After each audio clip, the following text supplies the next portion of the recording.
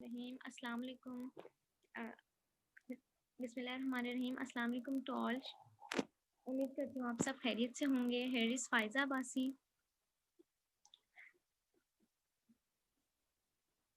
अच्छा, आज का हमारा जो टॉपिक है वो है मॉन्टेसरी मेथड के बारे में। ठीक है, मॉन्टेसरी जो आज का हमारा टॉपिक है मॉन्टेसरी मेथड के बारे में। इसमें हम बहुत सारे पॉइंट्स के बारे में बात करेंगे। कुछ बेसिक पॉइंट्स हैं जिनके बारे में हम बात करेंगे। ठीक है, तो इसमें हम मारिया मोंटेसरी के बारे में और टीचर्स के बारे में और बच्चों की रीडिंग स्किल्स और राइटिंग और इन सब के बारे में हम बात करेंगे आज।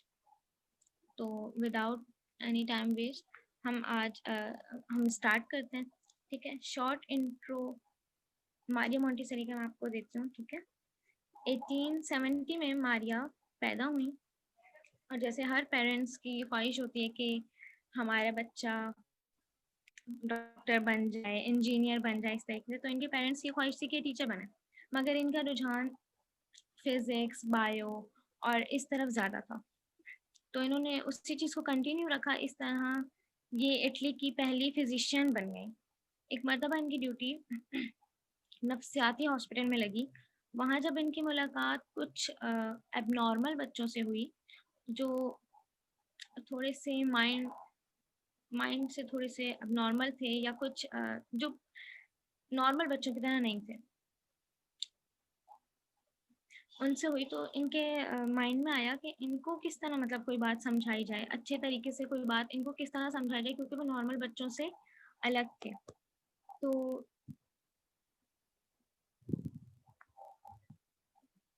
क्योंकि वो नॉर्मल बच्चों से बिल्कुल डिफरेंट थे, तो इन्होंने इस चीज़ को सोचा और इसके बारे में थोड़ा काम करना शुरू किया। और इसी कोशिश में उन्होंने डिफरेंट कंट्रीज़ में जाना शुरू किया। वो बहुत सारी कंट्रीज़ में गईं और वहाँ के काबिल डॉक्टर्स से मिली और इस मसले पर बात की। और वहाँ उनकी मुलाकात एक ऐसे डॉक्टर से हुई जो इस पॉइंट पे वर्क कर रहे थे, और इन्होंने भी उनके साथ मिल के इस चीज़ पे काम शुरू किया। और 1901 में फिर एक इदारा मारिया मोंटेसरी के नाम से शुरू किया और वहाँ से मारिया मोंटेसरी का आगाज़ हुआ। जो और आज जो मोंटेसरी चल रहा है वो आज तक मारिया मोंटेसरी के उसूलों पर ही चल रहा है। उसी के मुताबिक मोंटेसरी आज भी चल रहा है। ठीक है, और हमारा जो सेकंड टॉपिक है वो क्या है, teacher, what a teacher should be like, यानी टीचर को कैसा होना चाहिए। ठीक है, सबसे पहले टीचर को इखलाक के लिहाज से बहुत अच्छा होना चाहिए। अगर आप में इखलाक बेहतरीन है तो आप एक अच्छा तालिब इल्म बना सकते हैं। अगर आप में इखलाक बेहतरीन नहीं तो आप एक अच्छा तालिब इल्म नहीं खड़ा कर सकते, क्योंकि एक उस्ताद सिर्फ किताबें नहीं पढ़ाता, वो ज़िंदगी पढ़ाता है। आपका रवैया आपके बच्चे के साथ बेहतरीन होना चाहिए। एक बेहतरीन ऐसा जैसा आप अपने बच्चों के साथ होते हैं, क्योंकि एक दिन तो सबने ही मर जाना है। और यकीन मानिए आपके मरने के बाद कोई ये नहीं कहेगा कि कितना कमाल का इंसान था, इन्होंने बाइक बेच के सुजुकी ले ली थी। ठीक है, या कितने कमाल के बंदे थे, इन्होंने बहुत ज़्यादा पैसा कमा लिया। किसी ने भी ये बातें नहीं करनी, बल्कि तस्करा किया जाएगा कि कितना कमिटमेंट बंदा था, क्या पैशन था, क्या पैशनेट बंदा था, क्या पढ़ाने वाला था। अगर आप एक अच्छे टीचर गुजरे हैं तो यकीन मानिए सब इस चीज़ को मानेंगे, क्या पढ़ाने वाला था। जब तक एक उस्ताद अपने अंदर ये चीज़ें, ये क्वालिटीज़ पैदा नहीं करता तो वो ऐसा है जैसे वजूद में ही नहीं आया हो। क्या प्यार था, क्या कमांड थी, क्या समझाने वाला था। आप में लर्निंग स्किल होनी चाहिए कि आपके बच्चा को खुद याद हो जाए, कि आप बच्चे को खुद याद हो जाए, कि आपको पता होना चाहिए कि आपने कौन सी बात कितने आसान तरीके से उसके दिमाग में बिठानी है। ठीक है, आपको ये पता होना चाहिए कि बच्चे के दिमाग में कोई भी बात किस तरीके से बिठानी है, क्योंकि अगर आप पढ़ा रहे हैं तो आप जब हम पढ़ा रहे होते हैं तो हमारे बच्चे से वाकिफ होते हैं, कौन किस तरह से है, हमें किस लेवल तक उसको जाके पढ़ाना पड़ेगा। तो आप में लर्निंग स्किल ऐसी होनी चाहिए कि बच्चे को खुद याद हो जाए। आपको पता होना चाहिए कि आपने कौन सी बात कितने आसान तरीके से उसको दिमाग में बिठानी है, आपने इसको रीड किस तरह करवाना है, ठीक है। पढ़ाना कैसे है, इसकी प्रोनाउंसिएशन सबसे बेहतरीन होनी चाहिए, आपको इसको रिवाइज करवाना आना चाहिए। एक उस्ताद को, मैं कहती हूँ एक उस्ताद को क्वेश्चंस लेना आना चाहिए, ठीक है। क्वेश्चंस तो हम लोग कर ही लेते हैं, क्वेश्चंस लेना भी आना चाहिए। इसे सवालात से घबराना नहीं चाहिए, इसे अपने बच्चों को खुद सवालात तक लाना चाहिए, ताकि मतलब अगर हम लोग, अक्सर ये होता है कि 2 से 3 बार क्वेश्चंस हो जाएं तो हम उनको पनिश में खड़ा करने लग जाते हैं और ये कहते हैं कि काफ़ी देर से समझाया जा रहा है, आपका ध्यान इधर उधर है, ये वो। नहीं, बर्दाश्त बर्दाश्त होनी चाहिए। सबसे बड़ी बात है कि आप में बर्दाश्त कितनी है, वो कितना बर्दाश्त कर सकते हैं। आप में हर तरह की बात बर्दाश्त, आप में हर तरह की बर्दाश्त होनी चाहिए। आपकी, आप में इतनी सलाहियत होनी चाहिए, आपने हर तरह की बात को किस तरह बर्दाश्त करना है।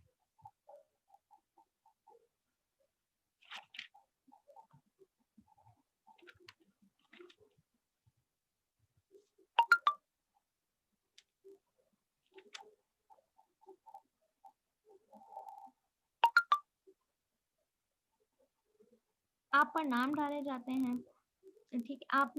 कहाँ आपने कहाँ कहाँ बर्दाश्त की सलाहियत मौजूद है, ठीक है। आप में कहाँ कहाँ बर्दाश्त की सलाहियत है, आप पर नाम डाले जाते हैं, बात की जाती है, नीचा दिखाया जाता है, बैक बाइटिंग को, आवाज़ें लगाने को, इश्यूज को, इन सब को कैसे हैंडल करते हैं आप, ये वाला आला ज़र्फ़ी आप में होनी चाहिए। अगर ये नहीं तो आपका कोई तज़किरा नहीं करेगा, कोई नाम नहीं।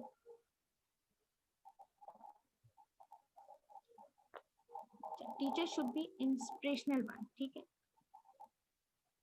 अगर आप अपने बच्चे को अपना समझ के पढ़ाते हैं, ठीक है, आप बच्चे को इस तरह ट्रीट नहीं कर रहे कि आप वो बच्चा किसी और का आया हुआ है आपके पास पढ़ने के लिए, बल्कि हर बच्चे को अपना समझ के पढ़ाएं, ठीक है। अगर आप बच्चे को अपना समझ के पढ़ाते हैं तो वो बच्चा आपसे अटैच हो जाता है, अटैच होके आपसे इंस्पायर होके पढ़ेगा, ना कि वो सिर्फ इसलिए कि आप उस्ताद हैं, ठीक है, इसलिए नहीं पढ़ेगा कि वो आप सिर्फ एक टीचर हैं उसके। तो जब आप मॉन्ट के बच्चों को लव और केयर देते हैं तो सिर्फ आप उनके उस्ताद ही नहीं बल्कि माँ बाप की जगह आ जाते हैं। कि वैसे भी छोटे बच्चे होते हैं और बच्चे मोहब्बत बहुत करते हैं, अगर उन्हें मोहब्बत दी जाए तो वो अपने टीचर से बहुत मोहब्बत करते हैं। इसलिए हमेशा याद रखिए कि एक बड़ा उस्ताद बनने के लिए एक बड़े उस्ताद की इंस्पिरेशन होना ज़रूरी है। अगर, क्योंकि आपके पास अगर इंस्पिरेशन मौजूद ही नहीं, इसका मतलब आप इंस्पायर भी नहीं कर सकते। अगर आप कभी ज़िंदगी में किसी से इंस्पायर हुए ही नहीं तो भाई आप कैसे इंस्पायर कर सकते हैं, नहीं कर सकते ना। सिर्फ एमफिल या पीएचडी से कुछ नहीं होने वाला। अगर आप में एक पॉजिटिव एटीट्यूड है तो जंगल में भी मेले लगेंगे, और अगर नहीं है तो शहर भी वीरान है आपका, आपका कोई नहीं पूछेगा।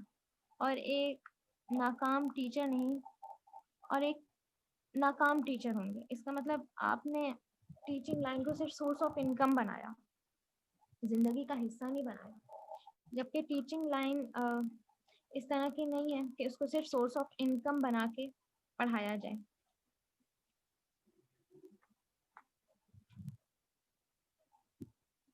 नेक्स्ट हमारा जो पॉइंट है वो don't stop children to do mistakes, ठीक है। बच्चों को गलती से प्लीज ना रोकें, अपने बच्चों को गलती करने दें। हम बच्चों को गलतियों से रोकते रहते हैं कि भाई गलती कोई ना कर जाए, जबकि ऐसा नहीं होना चाहिए। बच्चों को गलती करने दें, अपने बच्चों को गलती से ना रोकें, इन्हें गलती करने की इजाज़त दें, अपने अंदर इतनी बर्दाश्त पैदा करें, उन्हें इतना स्पेस दें तो गलती करें, क्योंकि गलती करेंगे तो ही ठीक करेंगे, और ठीक करेंगे तो ही सीखेंगे और आगे बढ़ेंगे। सो इन्हें परफेक्ट बनाने की कोशिश ना करें, बच्चों को स्पेस दें कि वो गलती करें, डरे नहीं कि जी पता नहीं क्या हो जाएगा अगर मेरे बच्चे ने गलती कर दी तो फलां से पीछे ना रह जाए, फलां से पीछे ना रह जाए, वो ऐसा ना हो जाए। हमारी सबसे बड़ी गलती यही होती है, पता है, कि हम हर बच्चे को एक जैसा बनाना चाहते हैं। बच्चों को एक जैसा बनाने की ख्वाहिश ना करें, ये जुल्म है। हम बच्चे को इतना बाउंड कर देते हैं, इतना पाबंद कर देते हैं कि भाई आपने कोई गलती नहीं करनी। फिर अक्सर होता ये है कि वो कोई काम उसके माइंड में आए भी करने के लिए तो वो नहीं करते, कि कहीं डांट ना पिट जाए मामा पापा से या टीचर से, हमें डांट ना पिट जाए कि भाई ये क्यों कर दिया। तो इस वजह से वो अक्सर ही होता है सही काम भी करने से रुक जाता है। तो ये ना करें, गलती करने की गुंजाइश है, क्योंकि अगर वो अभी गलती करेंगे तो वो संभल जाएंगे, अभी नहीं की तो वो बाद की गलतियां बहुत भारी पड़ती हैं। और यकीन करें, जिस इंसान ने गलती नहीं की ना, वो इस टाइम गलत चल रहा है। थोड़ा सा टाइम दें, थोड़ा सा ट्रैक से उतरते हैं। हम सब भी उतरे हैं, आप सब भी उतरे होंगे, लेकिन अगर वो गलती करके उसको सही कर लेते हैं तो परफेक्ट है, जाने दें। अपने अंदर बस बर्दाश्त, थोड़ी सी बर्दाश्त पैदा करें। बच्चों को बिल्कुल एक जैसा बनाने की कोशिश ना करें, ये ख्वाहिश को रद्द कर दें, ये जुल्म है बच्चों पे। हम बच्चों को कहते हैं फलां को देख के सीखो, फलां को देख के सीखो। भाई क्यों सीखो? आप उन्हें अच्छे बुरे की तमीज खुद सिखाएं ना, खुद से करवाएं आप अच्छे बुरे की तमीज, ताकि वो खुद डिफरेंस कर सकें कि कौन सी चीज सही है मेरे लिए और कौन सी चीज गलत है मेरे लिए। वो इस तरह ना हो कि भाई ठीक है जाने दो, हम तो उसको देख के करना था, अगर वो सामने वाला कोई गलत काम भी कर रहा है तो मैं उसको भी कॉपी कर लूँ। भाई आप ही तो कहते थे उनसे सीखो। नहीं, आप उन्हें डिफरेंस करना सिखाएं, उन्हें फर्क सिखाएं, अच्छे बुरे की तमीज सिखाएं। एक जैसी फौज तैयार करने की कोई जरूरत नहीं है।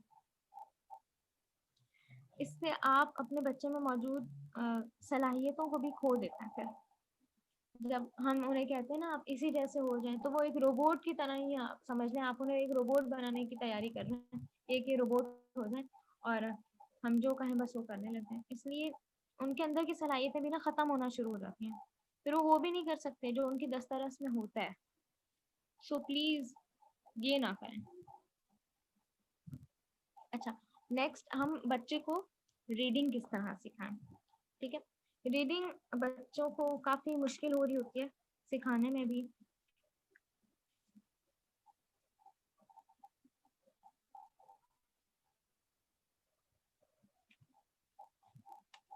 रीडिंग जब बच्चों को जिस तरह हम राइटिंग सिखाते हैं और रीडिंग सिखाते हैं,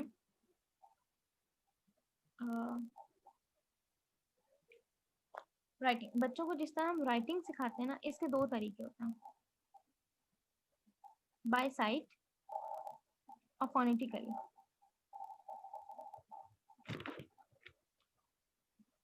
बाय साइट और फोनेटिकली, सॉरी। बच्चों को जब हम रीडिंग सिखाते हैं तो दो, बाय साइट और फोनेटिकली। ठीक है, बाय साइट मतलब ये है कि देख कर, स्पेलिंग से मेमोराइज करके, फोटो मेमोराइजेशन। ठीक है, स्पेलिंग से मेमोराइज करके फोटो देख कर पढ़ते हैं, जिसकी वजह से जब भी वो दोबारा इसे देखते हैं तो फौरन इसे पिक कर लेते हैं।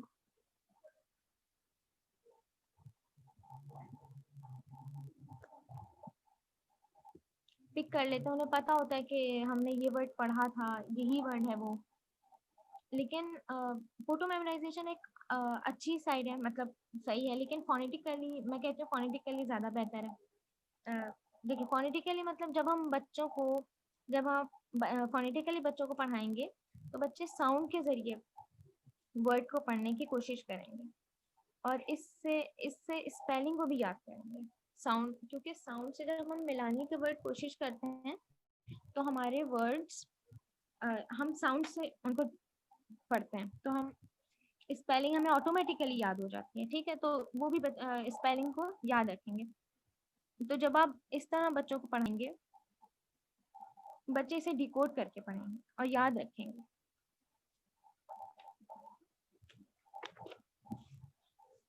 और साउंड के साथ साथ बच्चों को 2 to 3 लेटर्स में भी सिखाने की कोशिश करें। स्टार्ट में आप उन्हें 2 लेटर्स सिखा दें साउंड में, जैसे इन, इन और एट। इस तरीके से 2 लेटर्स सिखा दें। जब उन्हें 2 लेटर्स आ जाएं तो उसके साथ 1 लेटर ऐड करके 3 लेटर्स कर दें। इस तरीके से फोनेटिकली भी वो पढ़ लेंगे, ठीक है। ब इन, बेन, ब एट, बैट, इस तरीके से वो कर लेंगे, पढ़ लेंगे फोनेटिकली। इसलिए मैं कहती हूँ फोनेटिकली ज़्यादा बेहतर है कि फोनेटिकली वो पढ़ लेते हैं। और बाय साइड भी बहुत अच्छी है कि मतलब स्पेलिंग मेमोराइज करके वो पढ़ रहे हैं, लेकिन जब हम फोनेटिकली पढ़ाते हैं तो उसमें भी यही हो रहा होता है कि हम उनको स्पेलिंग मेमोराइज ही करवा रहे होते हैं, लिख के पढ़ा रहे होते हैं, या फ्लैश कार्ड्स होते हैं उसके ज़रिए पढ़ा रहे होते हैं। तो ये बड़ा इजी रह जाता है इस तरीके से बच्चों को रीड करवाना, वरना मुश्किल हो जाए बच्चों को रीड करवाना। और उर्दू की रीडिंग तो बहुत ही इजी होती है। हिज्जे, क्योंकि हमारे बच्चे अल्हम्दुलिल्लाह, क्योंकि मुस्लिम हैं हम लोग, तो कायदे भी पढ़ रहे होते हैं बच्चे। अब जब कायदे वो पढ़ रहे होते हैं तो वहाँ हिज्जे सिखाई जाती है, और जिस तरीके से कायदा वो जितनी जल्दी पिक करते हैं ना, कायदे के वर्ड्स जितनी जल्दी कायदा सीख रहे होते हैं वो, तो इससे बच्चों को उर्दू पढ़ने में बड़ी आसान होती है। वो फौरन ही उर्दू सीख लेते हैं। और उर्दू भी हिज्जे से ही पढ़ाते हैं। जिस तरह हमारे कायदे पढ़ाए जाते हैं हिज्जे करवा के, इसी तरीके से फिर बच्चे उर्दू को भी हिज्जे करके पढ़ने की कोशिश करते हैं, वो बिल्कुल इजीली उर्दू सीख लेते हैं। नेक्स्ट हमारा जो पॉइंट है राइटिंग के बारे में, ठीक है। बच्चों को राइटिंग किस तरह करवाएं। बच्चे जब लिखना शुरू करते हैं तो काफ़ी गंदा लिख रहे होते हैं, इतना कि समझ नहीं आ रही होती कि ये सही कैसे होगा, ये कर पाएंगे भी सही या नहीं। तो बच्चों को टिप्स से राइटिंग करवाएं, राइटिंग सेट करवाएं, ठीक है। बच्चों की राइटिंग अच्छी करवाने के लिए सबसे पहले हमें उनकी पेंसिल की ग्रिप अच्छी करनी पड़ती है, ठीक है। पेंसिल सबसे ज़रूरी है कि वो पेंसिल बिल्कुल सही से पकड़ें, सही पेंसिल हो, पेंसिल भी सही हो और पकड़े भी बिल्कुल सही से। कुछ बच्चे होते हैं बिल्कुल हल्के से पेंसिल पकड़ेंगे तो वो लिख भी बहुत लाइट रहे होते हैं और नहीं सही लिख पा रहे होते वो। इसलिए हमारा सबसे ज़्यादा जो ज़रूरी चीज़ होती है वो ये है कि बच्चों की पेंसिल ग्रिप अच्छी होनी चाहिए, बिल्कुल टाइटली। मैं जब स्कूल पढ़ती थी तो मुझे टीचर सिखाते थे, मुझे याद है आज भी, वो टीचर मुझे पेंसिल पकड़ना भी सिखा रहे होते थे। मतलब हमारे स्कूल में सिखाया जाता था और हर स्कूल में सिखाया जाता है। तो ग्रिप हमारी अच्छी होनी चाहिए, पेंसिल को किस तरह पकड़ना है, हाथ को किस तरह किस डायरेक्शन में हमने मूव करना है, इस तरीके से। बच्चों को पेंसिल पकड़नी आनी चाहिए, पेंसिल को घुमाना आना चाहिए, इसको चलाना आना चाहिए कि वो बिल्कुल सही से पेंसिल को चलाने। बच्चों को ये सिखाएं कि जब तक एक वर्ड कंप्लीट ना हो जाए पेंसिल ना उठाएं। हमारे यहाँ होता ये, मैंने बच्चों को देखा है जब हम सिखा रहे होते हैं बच्चों को, तो वो एक ए लिखने में भी 2 बार पेंसिल उठा देते हैं, ठीक है। अक्सर वर्ड होता है टी लिखने में पेंसिल उठा देंगे, इस तरीके से हो रहा होता है। तो ये मना करें। जब तक एक वर्ड, आप उन्हें आदत डालें, जब तक एक वर्ड कंप्लीट नहीं हो जाता पेंसिल बिल्कुल ना उठाएं। इस पर उनकी प्रैक्टिस करवाएं, क्योंकि practice makes to be perfect, ठीक है। तो बार बार उनकी प्रैक्टिस करवाएं, बार बार उनकी। और जितना ज़्यादा, वैसे भी बच्चे जितना ज़्यादा लिखेंगे उतनी ज़्यादा उनकी राइटिंग इम्प्रूव होगी। तो उनको लिखवाएं घर में, बस ये नहीं कि थोड़ा सा ही काम था आज का, वो कर लिया, खत्म हो गई बात। थोड़ा थोड़ा करवाएं, बर्डन ना डालें, लेकिन उनको राइटिंग करवाएं। और राइटिंग करवाने का मकसद ये कि सिर्फ पेज ना भरवाएं, बल्कि उनको बताएं कि कौन सा वर्ड किस तरह लिखना है, कौन सा वर्ड किस तरह लिखते हैं, तो आपने उसी तरीके से लिखना है। वो वर्ड चेंज ना हो कि आपको इस तरह इजी हो रहा है तो आप इसी तरह लिख लो, नहीं, जो वर्ड लिखने का तरीका है उसी तरीके से उस वर्ड को लिखा जाए तो ज़्यादा बेहतर है। अच्छा, how to treat your student. हमने अपने बच्चों को ट्रीट किस तरह करना है।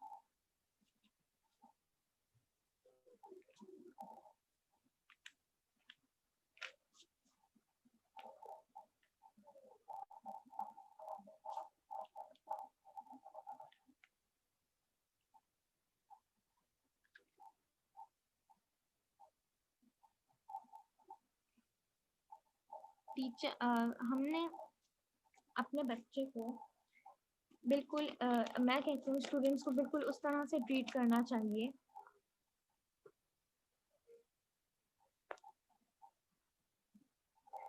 बच्चों को कि वो बिल्कुल आपके अपने हैं, ठीक है। उनमें फर्क नहीं करना चाहिए। पहले तो हम अगर क्लास में भी किसी बच्चे में फर्क करते हैं तो बच्चे वो भी महसूस कर लेते हैं, ठीक है।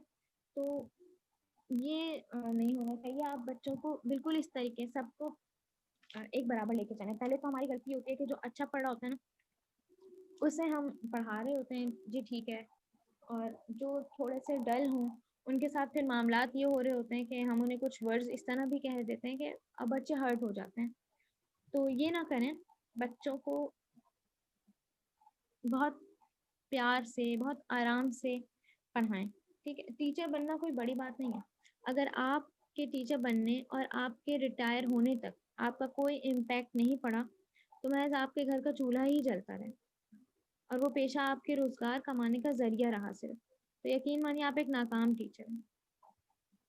इस चीज़ को अपने जो ये पैशन है इसको अपने ऊपर भी रखें। खुद भी टीचर को किस तरह का होना चाहिए खुद भी उस तरह के हो। ये नहीं कि सिर्फ बस हमने पैसे कमा लिए। इसलिए सिर्फ एक उस्ताद नहीं, इसे सिर्फ एक उस्ताद नहीं, अपने स्टूडेंट्स की मोटिवेशन बने, इसकी इंस्पिरेशन बने। और आपका आप क्या पढ़ा रहे हैं इससे भी ज़्यादा ये मायने रखता है कि आप क्या कर रहे हैं। ये हमारे घर में भी हो रहा होता है कि हम जो बच्चों को बता रहे होते हैं बच्चे वो कम सीख रहे होते हैं, और जो हम कर रहे होते हैं बच्चे वो ज़्यादा सीख रहे होते हैं। तो डेफिनेटली अब हर जगह यही होता है कि बच्चा कहीं भी आप जो उन्हें बताएंगे वो कम, और जो आप कर रहे हैं ना वो देख के वो ज़्यादा सीखेंगे। अगर आप अपना बच्चा समझ के उसे पढ़ाते हैं तो वो बच्चा आपसे अटैच होके आपसे इंस्पायर होके पढ़ेगा, ना कि सिर्फ इसलिए कि आप उस्ताद हैं। सो जब आप मॉन्ट के बच्चों को लव और केयर देते हैं तो सिर्फ आप उनके उस्ताद नहीं रहते बल्कि उनके माँ बाप की जगह आ जाते हैं। तो उनको बिल्कुल इस तरीके से बिल्कुल जब आप बहुत अच्छे से उन्हें ट्रीट करके पढ़ाते हैं तो वो बच्चे वाकई आपसे इतनी मोहब्बत करने लग जाते हैं कि आप बिल्कुल उनके पेरेंट्स की जगह आ जाते हैं, ठीक है। अपने स्टूडेंट्स की, मैंने पहले भी कहा, आप अपने स्टूडेंट्स की मोटिवेशन बने, उसकी इंस्पिरेशन बने। और आप क्या पढ़ा रहे हैं इससे भी ज़्यादा ये मायने रखता है कि आप क्या कर रहे हैं, आपका रवैया कैसा है, आपकी आदत, आपका बिहेवियर, ठीक है, आपका आपका लुक, आपका ड्रेसिंग सेंस। क्योंकि मॉन्ट में, क्योंकि अच्छा एक और बात, अगर हम मॉन्ट में होते हैं तो मॉन्ट में ये मॉन्टेसरी के रूल्स में भी शामिल है और हमारे लिए ये एक ज़रूरी चीज़ है। ये समझना हमारे लिए कि ये ज़रूरी चीज़ है कि हमें क्योंकि हम बच्चों को पढ़ाने जाएं तो हमें खुद किस तरह का होके जाना चाहिए, ठीक है। अगर हम जैसे बच्चों को हम कह रहे होते हैं स्कूल में, बेटा नेल्स कट करके आइएगा, अगर अगर आपके खुद के नेल्स बड़े हैं और बच्चा पलट के आपसे ये सवाल कर ले कि टीचर आपके भी तो बड़े हैं, तो फिर आप क्या जवाब देंगे। इसलिए बेहतर होता है कि इंसान खुद भी प्रॉपर हो, ठीक है। अगर आप उनको प्रॉपर रहने का कह रहे हैं तो आपको पहले खुद भी प्रॉपर होना पड़ेगा। तो मॉन्ट के ये रूल्स में भी है, नेल्स वगैरह कट होने चाहिए, नेल्स कट होने चाहिए, आपकी ज्वेलरी लाइट होनी चाहिए, आपके रिंग्स इस तरह के नहीं होने चाहिए हाथों पे, कहीं बच्चों को चोट ना लग जाए। ये होता है नेल्स तो स्ट्रिक्टनेस होती है नेल्स पे तो काफ़ी ज़्यादा कि लाजिम हो जाता है कि उनको कट ही होने चाहिए। नेल्स बढ़े हुए टीचर्स के भी नहीं होने चाहिए। ये ज़रूरी होता है। और अगर आपको इतना ज़्यादा मेकअप, ज्वेलरी और इन सब का शौक है, तो फिर आप उस टाइम में इन सबको स्विच करते हैं। बच्चों को जब आप जब बच्चों के पास हैं, आप जब बच्चों को पढ़ा रहे हैं, तो ये उस टाइम पे एटलीस्ट ना हो।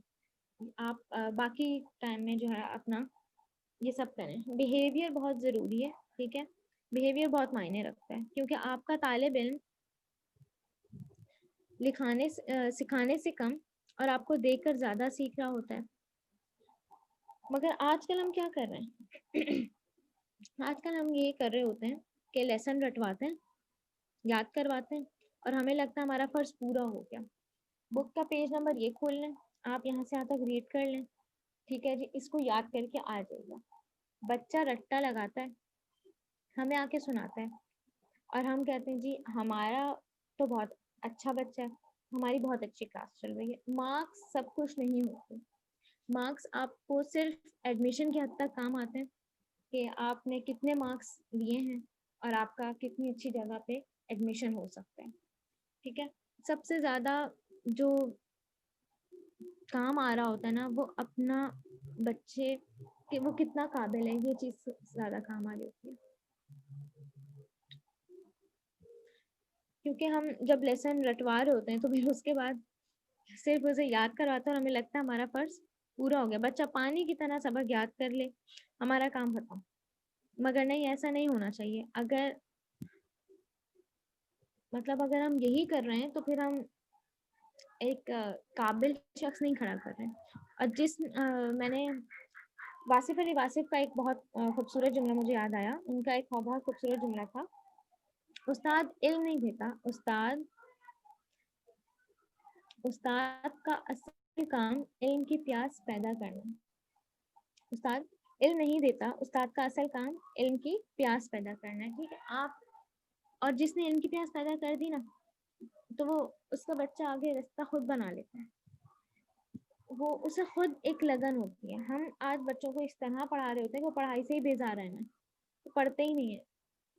अक्सर टीचर तो क्लास में एंटर होते हैं और बच्चे कह रहे होते हैं ये आज अगर एब्सेंट हो जाते तो खुशी की बात थी। अक्सर होता है बच्चे खुश हो जाते हैं अगर टीचर की खबर आ जाए कि वो आज एब्सेंट है, तो वो खुश हो रहे होते हैं, क्योंकि हमने इतना बेजार कर दिया उन्हें पढ़ाई से। हमने असल में पढ़ाई को सिर्फ किताबों के तक महदूद कर दिया। बस हमने पेजेस रटवाने हैं उन्हें, और जी काम खत्म हो गया।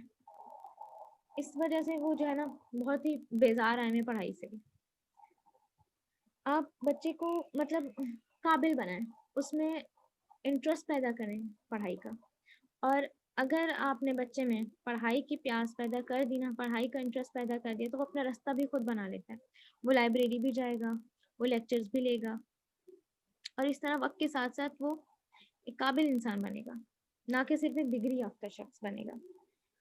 उसे खुद ब खुद ये होगा कि वो ढूंढा करेगा, लेक्चर्स लेगा,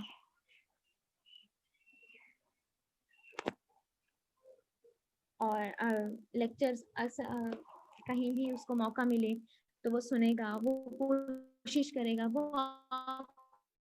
कॉपी करेगा। अगर आप वो कॉपी करेंगे, ठीक है? और आप जब भी इंस्पायर कर सकते हैं जब आप इंस्पायर हुए हों।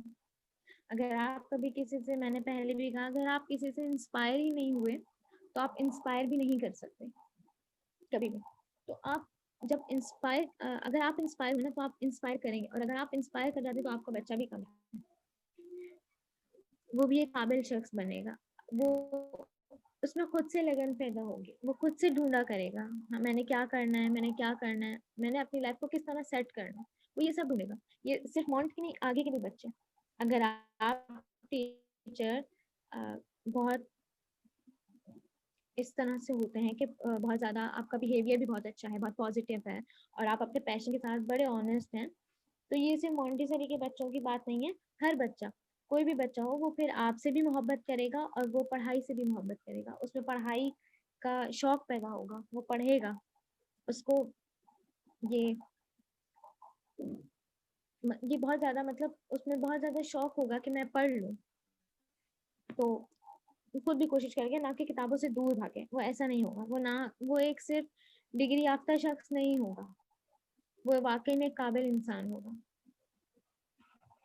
और आज हमें इसी चीज़ की सबसे ज़्यादा मेरे ख्याल से ज़रूरत है कि हम अपने बच्चों को इस तरीके से ट्रीट करें कि वो खुद कर सकें। हमने बच्चों को बहुत ज़्यादा डिपेंड बना दिया। तो मेन जो पॉइंट था वो इसका यही है कि मतलब हम बच्चों को ट्रीट किस तरह कर रहे हैं। रीडिंग और राइटिंग मैंने आपको बताई, बच्चों को ट्रीट सबसे ज़्यादा ज़रूरी चीज़ होती है। उनको ट्रीट किस तरह करना है। रीडिंग राइटिंग हो जाता है कि हम सिखा देते हैं, लेकिन बच्चा अगर आपको पसंद ही नहीं कर रहा तो फिर आप उसको पढ़ा भी नहीं सकते। रटवाने तक के तो मुमकिन है, लेकिन पढ़ा नहीं सकते उसको। तो आप उस और मॉन्ट में तो सबसे ज़्यादा होता है, बहुत ईज़ी है कि आप अपने बच्चे को फ्रेंड बन के पढ़ाएँ, आप उनके दोस्त बन के उनको पढ़ाएँ, आप उनको उनके लेवल तक जाके पढ़ाएँ, ताकि आप, क्योंकि आप जब पढ़ा रहे हैं तो आपको पता है आपका कौन-सा बच्चा किस माइंड का है, तो आप उनको उनके लेवल तक जाके पढ़ाएँगे, आप उन्हें बेहतर समझ सकते हैं कि वो किस तरह के बच्चे हैं। तो जब आप उनको उनके लेवल तक जाके पढ़ाएँगे ना, डेफ़िनेटली उन्हें समझ भी आएगा और वो आपको पसंद भी करेंगे और इंस्पायर भी होंगे वो आपसे। तो ये आज की एक क्लास थी छोटी-सी। कोई गलती रही हो तो माज़रत करती हूँ, और thank you so much ITI का, जिनके प्लेटफ़ॉर्म से मैंने यहाँ ये क्लास की, और बहुत शुक्रिया इनका कि इन्होंने मुझे मौका दिया यहाँ लबकुशाई का, और मैंने अपनी बात कही। अक्सर तमाम सुनने वालों को अगर मुझसे कोई भी क्वेश्चंस हो तो वो कमेंट में कर सकते हैं क्वेश्चन। वो कमेंट बॉक्स में अपने क्वेश्चंस कर दें, मैं वहाँ आंसर कर दूँगी। और अगर यहाँ नहीं कर सकते, टाइम नहीं रहता, तो आप लोग ग्रुप में भी हैं 1 दिन तक, तो आप वहाँ भी मुझसे क्वेश्चंस कर सकते हैं, मैं आपको वहाँ आंसर कर दूँगी। और अपना बहुत सारा ख़्याल रखिएगा सब। Thank you so much. अल्लाह हाफ़िज़।